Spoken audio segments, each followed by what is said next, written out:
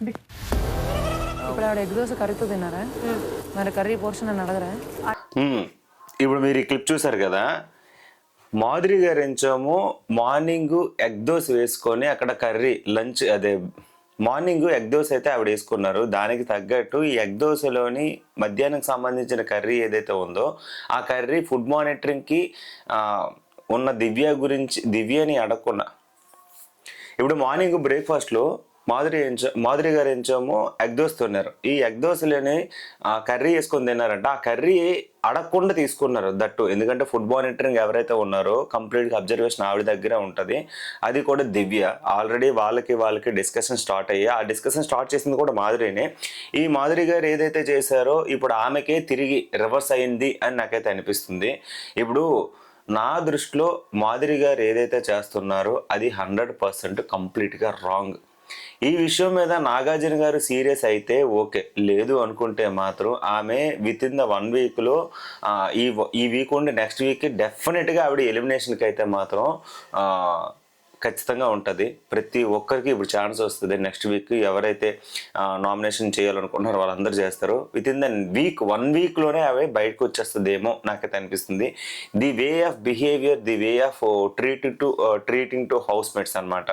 కావాలనే గొడవ పెట్టుకొని కావాలనే అరవడం, ఏదో అంటే వీధుల్లో మనం ఏదో పులిహోర ముచ్చట్లు పెట్టుకుని వాళ్ళ మీద వీళ్ళ మీద చాడీలు చెప్పుకుంటూ అరుస్తాము, గొడవలు ఆడుతాము, ఆ ఏరియాలో గొడవలు ఆడుతాము అన్నట్టయితే చాలా అంటే చాలా తప్పది. నాకైతే నచ్చలేదు. సో మాధురి గారి విషయంలోని దివ్య గారి విషయంలోని ఏదైతే చేస్తుందో మాధురి గారు 100% రాంగ్ అనమాట. కావాలంటే ఇక్కడ మీరు అబ్జర్వ్ చేయండి. మాధురి గారు, మీరు ఎగ్ దోశ ఇప్పుడు కర్రీతో తిన్నారా? అవును. మరి పోర్షన్ నన్ను అడగాలి. నేను తీసుకున్నాను. ఇప్పుడు ఆవిడ వాయిసే ఆవిడకి ఇబ్బంది పెట్టే అవకాశం అయితే కనబడుతుంది. ఆవిడ ఏదైతే ఇప్పుడు దివ్య డైరెక్ట్గా ఆమెనే అడిగింది, ఎందుకంటే కర్రీ వేసుకున్నారు, మీరు ఏమైనా వేసుకున్నారా, ఎందుకు వేసుకున్నారు అడగాలి కదా అని చెప్పేసి. సో ఆమె వాయిస్ రైజ్ చేసి నిన్న కళ్యాణ్ విషయంలో ఏదైతే జరిగిందో ఇప్పుడు దివ్యానికితే విషయంలో కూడా అదే జరిగింది. ఆమెను ఎవరైనా క్వశ్చన్ చేస్తే వాయిస్ ఎగరేసుకొని పడిపోద్దేమో నాకైతే అనిపించింది.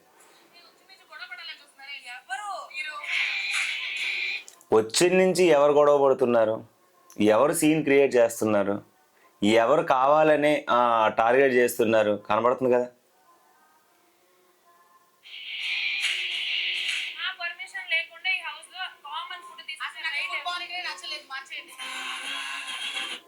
ఫుడ్ మానిటర్ నచ్చలేదంట. అంటే ఇప్పుడు ఫుడ్ మానిటర్కి సంబంధించి నాకు తెలిసి దివ్య నిఖిత వచ్చినప్పటి నుంచి కంప్లీట్గా కిచెన్ వరకు ఫుడ్ ఎంతమందికి సరిపోతుంది, ఫుడ్ విషయంలో ఆమె 100% ఎఫర్ట్స్ పెడుతుంది. అండ్ కంప్లీట్గా స్టాండింగ్ పొజిషన్లో అంతమందికి ఫుడ్ కుక్ చేయాలంటే మామూలు విషయం అయితే కాదు. ఎందుకంటే బయట ఉన్న వాళ్ళకి లోపల ఉన్న వాళ్ళకి తేడా ఏంటి అంటే, లోపల ఉన్న వాళ్ళకి ఎవరికి వంట వచ్చి ఎవరికి వంట రాదో తెలియదు. సో వచ్చిన వాళ్ళు అయితే మాత్రం బలైపోతారని అయితే అర్థమైంది. తనుజ గారి విషయంలో అదే జరుగుతుంది. అండ్ నిఖిత విషయంలో కూడా అదే జరుగుతుంది. తనుజ గారు కూడా ఫుల్గా 100% కుక్ చేసి వాళ్ళందరికీ ఫుడ్ పెట్టి ఎంత కష్టపడ్డారు. ఇప్పుడు దివ్య కూడా అదే చేసింది. ఇప్పుడు ఆమె ఫుడ్ మానిటరింగ్గా ఉంది. ఈ విషయంలో రెస్పెక్ట్ఫుల్గా ఒక పొజిషన్ ఇచ్చేటప్పుడు అందరికీ సర్దిపెట్టి ఎవరెవరికి ఎంత ఉంటుంది అనేది సర్దిపెట్టింది. కాబట్టి ఏ విషయమైనా సరే ఆమెను అడిగితే మేబీ ఎవరికైనా అడ్జస్ట్మెంట్లు ఏమైనా ఆలు ఎవరైనా తినకపోతే అవకాశం ఉంటుంది అడ్జస్ట్ చేయడానికి. బట్ ఆమెకి అడగకుండా తినడం వల్ల ఇప్పుడు గొడవ స్టార్ట్ అయ్యింది అని నాకైతే అనిపించింది.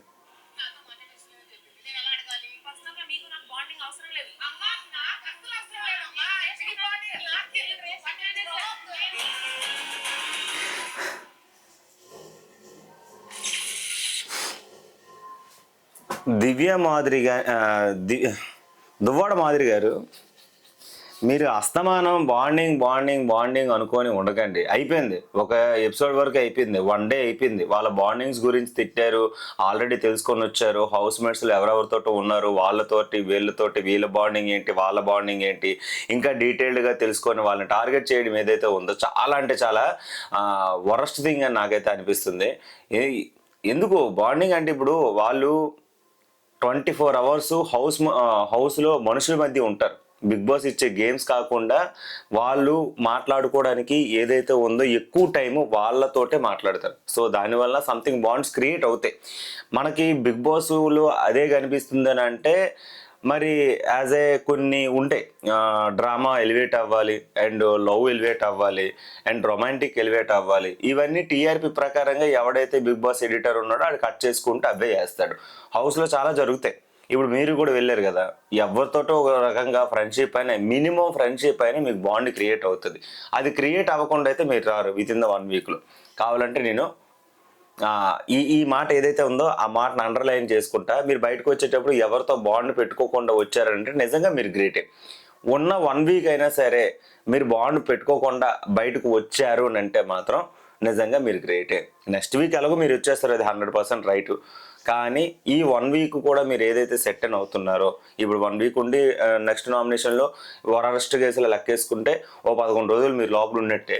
ఈ 11 రోజుల్లో మీరు ఖచ్చితంగా బయటకు అయితే వచ్చేస్తారు. అప్పుడు మీకు తెలుస్తుంది మ్యాటర్ ఏంటని. ఓకే, సో మీరు కనుక ఈ ప్రోమో కనుక రివ్యూ నచ్చినట్లయితే కింద కామెంట్లో ఒపీనియన్ షేర్ చేయండి. Thank you so much.